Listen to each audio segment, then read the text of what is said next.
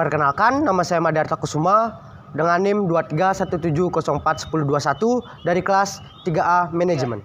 Halo, perkenalkan nama aku Kak Degi dari Suari dengan NIM 2317041042 dari kelas 3A Manajemen. Halo guys, perkenalkan nama aku Igusti Tasari Syaflia dengan NIM 2317041107 dari kelas 3A Manajemen. Halo guys, perkenalkan nama saya Iwa Nika Rastana dengan NIM 2317041175 dari kelas 3A Manajemen. Baik, perkenalkan nama saya Gede Premiar Paramansa dengan NIM 2317041285 dari kelas 3A Manajemen. Penawaran adalah konsep fundamental dalam makroekonomi yang menjelaskan bagaimana produsen dan penyedia barang serta jasa memutuskan jumlah yang akan mereka tawarkan di pasar dalam berbagai tingkatan harga. Nah, penawaran ini mencerminkan keputusan produsen mengenai beberapa banyak barang atau jasa yang akan diproduksi atau dijual berdasarkan harga yang berlaku di pasar. Nah, terdapat juga dua mekanisme dari hukum penawaran, yaitu insentif keuntungan dan biaya produksi. Jika harga barang naik, maka insentif keuntungan dari produsen pun akan meningkat, sehingga membuat mereka memproduksi barang lebih banyak lagi. Sebaliknya, jika barang turun, maka insentif keuntungan produsen akan menurun juga, sehingga membuat mereka akan mengurangi produksi dari barang tersebut, ataupun mereka tidak akan memproduksi barang tersebut lagi. Jadi, keseimbangan pasar adalah kondisi di mana jumlah barang yang diminta konsumen sama dengan jumlah barang yang ditawarkan produsen. Ciptakan situasi ideal tanpa kelebihan atau kekurangan barang. Keseimbangan ini dicapai melalui mekanisme penyelesaian harga. Jika harga terlalu tinggi, terjadi surplus di mana barang yang ditawarkan lebih banyak dari yang diminta. Sebaliknya, jika harga terlalu rendah, terjadi kekurangan karena permintaan melebihi jumlah barang yang tersedia. Penyelesaian harga akan terus berlangsung hingga mencapai titik keseimbangan, di mana penawaran dan permintaan berada pada jumlah yang tepat. Nah, permintaan pasar merupakan salah satu konsep fundamental dalam ekonomi makro yang menggambarkan perilaku konsumen terhadap barang dan jasa dalam satu pasar. Nah, di sini memahami pasar sangat penting untuk mengidentifikasi bagaimana harga dan kualitas barang diperdagangkan di pasar serta bagaimana faktor yang mempengaruhi perilaku konsumen. Hukum permintaan menyatakan bahwa jika harga suatu barang naik, maka permintaan akan barang tersebut akan turun. Sebaliknya, jika harga barang itu turun, maka permintaan akan barang tersebut akan naik secara signifikan. Oke guys, kali ini kita akan pergi ke salah satu UMKM yang ada di Singaraja, yaitu namanya Dapur Umami.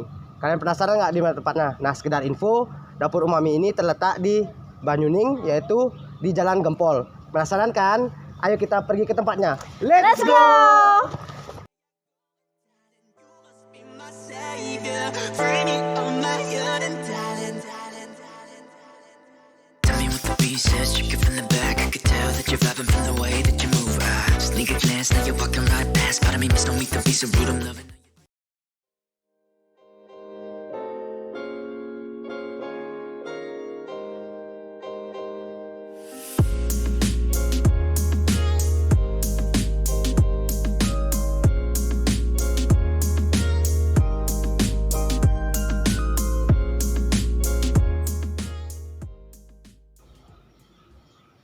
Oke guys, kita sudah ada di Dapur Umami. Nah, for your information, Dapur Umami ini terletak di Jalan Gempol nomor 29.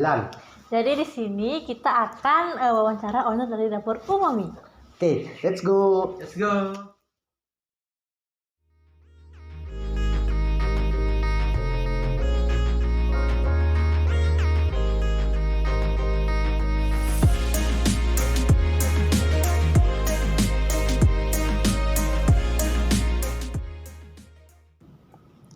Oke guys, sekarang kita udah bersama owner dari Dapur Umami. Halo Kak. Halo, Kak. Kakak silakan perkenalkan diri terlebih dahulu. Hai, nama saya Eza, sekaligus pemilik Dapur Umami. Nah, jadi di sini kami rencananya akan bertanya-tanya sedikit mengenai UMKM yang kakak punya. Nah, jadi sekarang kita mulai pertanyaan pertama. Hai Kak, jadi kami mau tanya, kapan Kakak pertama kali buka UMKM ini dan apa latar belakang dari UMKM ini? Yang melatar belakangi kakak buat usaha ini itu pertama karena kakak doyan makan ya. Doyan makan itu ke Denpasar karena suka yang asam, suka ayam yang ada keju. Jadi berusaha untuk membuat yang lebih packagingnya ekonomis. Di sana kan harganya mungkin di atas rata-rata ya, karena di mall. Jadi kakak pengen nih buat terobosan terbaru, tapi packagingnya ekonomis kayak gitu. Dan awal mulanya itu memang dari awal tahun 2024. Oke, sekarang kita pertanyaan kedua. Lalu selanjutnya, bagaimana kakak bisa mengetahui kebutuhan dan keinginan pelanggan terhadap produk serta layanan yang kakak berikan? Sebenarnya kita sendiri yang bikin orang itu butuh atau ingin. Kemungkinan orang itu kan nggak butuh nih.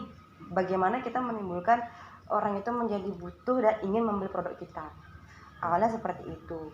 Awalnya kakak itu hanya share di grup, share di medsos. Nah, taunya mereka butuh atau ingin itu kan dia hanya menanyakan, Kak berapaan harganya. Nah, dengan ditauin harga kita ekonomis, dia beli seperti itu. Jadi dari kita sendiri nih yang menimbulkan butuh atau enggak itu harus butuh gitu karena kita jualan gitu sih. Oke, kita masuk ke pertanyaan yang ketiga. Jadi pertanyaan selanjutnya itu bagaimana permintaan terhadap produk kakak, apakah relatif standar atau meningkat? Untuk permintaan produk kakak itu dari awal tahun sampai sekarang itu memang ada peningkatan. Kebanyakan itu sih request dari anak-anak usianya yang 12 tahun ke atas. Oh, berarti yang masih SMP atau ke SMA Iya, atau banyak kuliah kayak gitu berarti ya. Ada juga anak mahasiswa juga ada, paling banyak itu yang request untuk acara ulang tahun itu sih. Oh, berarti kakak juga menyediakan orderan untuk event-event tertentu Iya, kayak ulang tahun iya. berarti seperti itu ya? Tergantung budget dari customer. Mau Oh. dibuatkan budget berapa itu bisa menyesuaikan budget aja. Oke guys, kita masuk ke pertanyaan keempat. Nah, jadi terus pertanyaan selanjutnya, selama kakak membuka usaha ini, apa ada kendala? Terus gimana sih cara kakak meminimalisir kendala tersebut? Kendala tuh pasti ada. Pertama, kendala dalam packaging dan pengiriman ya. Itu kewalahan banget kalau lagi ada orderan Numpuk untuk gitu ya? ulang tahun. Nah, kedua, karena saya situasinya masih kerja, jadi kan orderannya minta dikirim pagi sedangkan saya masih kerja. Jadi itu harus pertabrakan banget. Jadi masih perlu orang untuk membantu di packaging dan pengiriman. Itu aja sih. Oke, sekarang kita mulai ke pertanyaan kelima. Oke kak, pertanyaan kelima. Bagaimana kakak menyesuaikan penawaran produk jika terdapat perubahan dalam hal biaya ataupun pasokan untuk bahan baku? Apakah kakak menurunkan kualitasnya atau bagaimana strategi kakak untuk menanggapi hal tersebut? Kan di takaran aja ya. Untuk saya tetap aja, cuman porsinya mungkin kalau kita sih memang untuk harga yang kita pakai itu memang lumayan ya. Apalagi kita pakai mozzarella kita pilihan. Terus paling nggak kita bikin promo bundling, beli 2 dapat apa seperti itu. Tergantung strategi aja sih sebenarnya. Kita kembali ke pertanyaan ke 6. bagaimana kakak menetapkan harga agar tetap kompetitif dan seimbang dengan biaya produksi serta daya beli pelanggan? Kalau bicara kompetitif harga itu kalau di Singaraja ya, jadi semakin mahal yang enggak akan dilihat kayak gitu. Jadi segimana mungkin kakak itu harganya kaki 5 tapi rasanya bintang 5. Oke guys, sekian wawancara kami dengan Kak Ega. Terima kasih ya Kak Ega sudah meluangkan waktu untuk kami. Kasih kak. Selanjutnya, kritik dan saran untuk UMKM ini, pertama, tempat yang terlalu di dalam dan kurangnya parkiran atau parkiran yang kurang luas. Selanjutnya, mungkin bisa ditambahkan meja ataupun kursi. Selanjutnya, mungkin bisa menambahkan beberapa tenaga kerja entah 1 ataupun 2 orang agar mengefisiensikan waktu dan juga mempercepat pelayanan. Baik, kesimpulannya, UMKM ini dimulai pada akhir tahun 2023, dimulai dipasarkan pada awal 2024.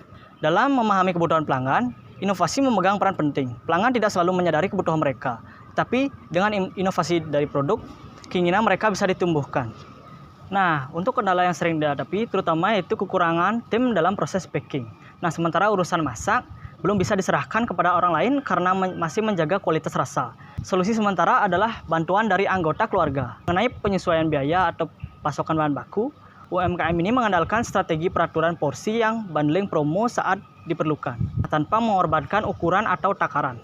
Perbedaan harga didasarkan pada riset pasar, dengan mempertahankan keseimbangan antar harga yang kompetitif dan kualitas produk. Selain itu, produk ini menyasar kalangan pelajar hingga pekerja kantoran yang mencari kualitas rasa dengan harga yang terjangkau. Oke guys, sekian video dari kami.